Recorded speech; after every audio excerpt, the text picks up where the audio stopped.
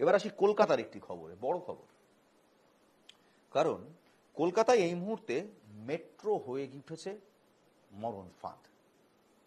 মেট্রোর সামনে বারবার প্রতিনিয়তই মরণ ঝাঁপ দিচ্ছেন রাজ্যবাসী, শহরবাসী। মেট্রো সুইসাইডের জন্য আম জনতার কাছে একটি ত্রাস হয়ে দাঁড়াচ্ছে। বেশি দিন নয়, গতকাল মেট্রোর সামনে মরণ ঝাঁপের ঘটনা।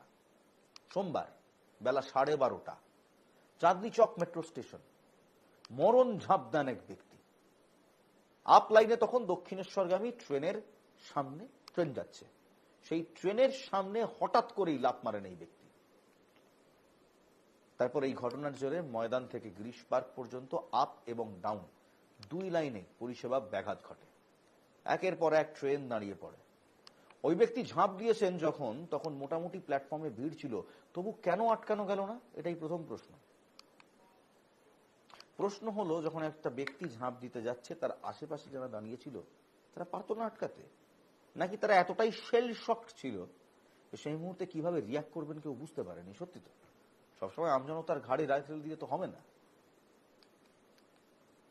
পরে যখন এই ব্যক্তিকে লাইন থেকে উদ্ধার করার চেষ্টা হয়, তখন দেখা যায় যে এই ব্যক্তি দেখে তো আর প্রাণ নেই। তার ব্যাগের একটি চিরকুট থেকে পাওয়া যায় তিনি বহু বছর ধরে মানসিক অবসাদে ভুগছিলেন। এই কারণে, এই আত্মহত্যার কারণে বারবার যে ঘটনা ঘটে আসছে, সেই কারণে ব্যস্ত সময় মেট্রো চলাচল ব্যাহত হচ্ছে, ভোগান্তির শিকার হচ্ছেন নিত্যযাত্রীরা। কিন্তু সেটার থেকেও বড়, এই আত্মহত্যার প্রবণতা কেন বাড়ছে? গত 22শে ডিসেম্বর শোভাবাজার মেট্রো স্টেশন আত্মহত্যার চেষ্টা করেন এক ব্যক্তি। শোভাবাজার স্টেশনে নিউ গড়িয়াগামী মেট্রোর লাইনে ঝাঁপ দেন ওই ব্যক্তি। ব্যাহত হয় পরিষেবা। বিকেল 4:10 থেকে বন্ধ হয়ে যায় মেট্রো পরিষেবা। সেন্ট্রাল থেকে নিউ গড়িয়া এবং দমদম থেকে দক্ষিণেশ্বর পর্যন্ত চালু ছিল মেট্রো। সেন্ট্রাল থেকে দমদম পর্যন্ত বন্ধ ছিল পরিষেবা। আত্মহত্যার চেষ্টা হওয়ায় শোভাবাজার মেট্রো স্টেশনে পাওয়ার ব্লক করা হয়। কিছুদিন আগে আরো একটি মর্মান্তিক ঘটনার সাক্ষী হয়েছিল কলকাতা মেট্রো। মেয়ের হাত ছেড়ে চলন্ত মেট্রোর সামনে মরণ ঝাঁপ দিয়েছিলেন মা, তাও আবার অফিস টাইমে। এই মর্মান্তিক কাণ্ড ঘটে গিয়েছিল চাঁদনি চক মেট্রো স্টেশনে।